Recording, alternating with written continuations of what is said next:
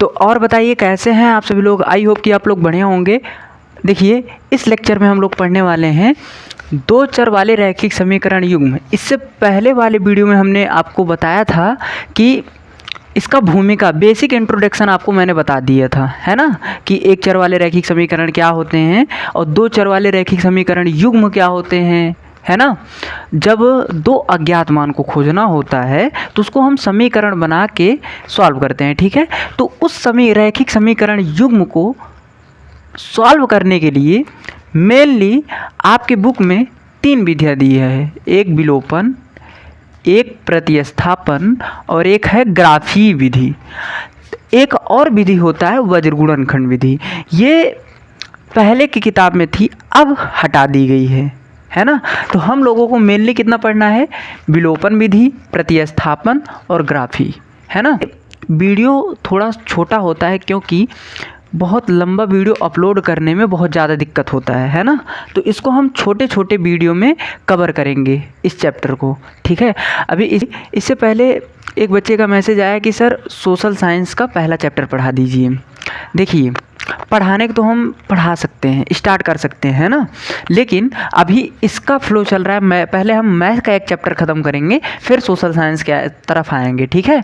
क्योंकि इससे डिस्टर्बेंस ज़्यादा क्रिएट हो जाएगा और मैक्सिमम अपने पास उतना टाइम भी नहीं है, ठीक है। सबसे पहले एक चीज़ पे ध्यान रखिए, फिर जब इस चैप्टर को ख़त्म करेंगे तब हम सोशल साइंस का पहला चैप्टर आपको क्लियर करा देंगे। अभी स्टार्ट करते हैं हम लोग विलोपन विधि। देखिए विलोपन विधि आसान और जल्दी आंसर दे देता है। प्रतिस्थापन विधि विलोपन विधि से भी ज़्यादा समय लगाता है। ये जल्दी आंसर दे देगा, ये थोड़ा लेट देगा, ठीक है। और ग्राफी विधि में बहुत ही ज़्यादा समय लग जाता है, अधिक समय, ठीक है, बहुत अधिक समय लगता है, इसमें ग्राफ बनाना पड़ जाता है ना। तो विलोपन विधि आसान और जल्दी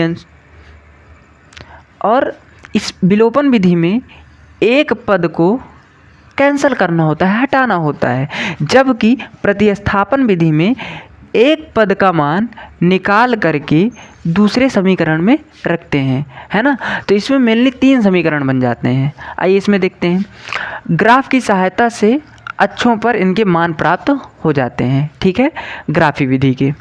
आइए इसमें जो जटिल युग्म होगा नहीं सॉल्व हो पाएगा, ठीक है, बहुत जल्दी सॉल्व नहीं हो पाएगा। इससे जटिल के लिए प्रतिस्थापन विधि सही होता है, ठीक है। जटिल जब आ जाए, मतलब बहुत खतरनाक वाला क्वेश्चन आ जाए, तो उसके लिए हम प्रतिस्थापन विधि का यूज करते हैं, क्योंकि जटिल युग्म प्रतिस्थापन विधि से सॉल्व होते हैं, ठीक है। और ना ही जटिल युग्म ग्राफी विधि से सॉल्व होने वाला है ना। इतना बात क्लियर है कि नहीं। देखिए विलोपन क्या करेगा, जल्दी आंसर दे देगा, ठीक। अब एक बात बताइए, जो काम सुई से हो सकता है उसमें काहे भाला मारे, है ना। इसीलिए विलोपन विधि अपने स्थान पे बेस्ट है, प्रतिस्थापन विधि अपने स्थान पे बेस्ट है। जब बहुत कठिन आ जाए, मतलब जटिल आ जाए, तो वहाँ पे प्रतिस्थापन विधि यूज होता है, नहीं तो विलोपन विधि का हम लोग यूज कर लेते हैं, ठीक है। और मैक्सिमम जो भी क्वेश्चन बनते हैं विलोपन विधि और प्रतिस्थापन विधि से ही आते हैं, है ना।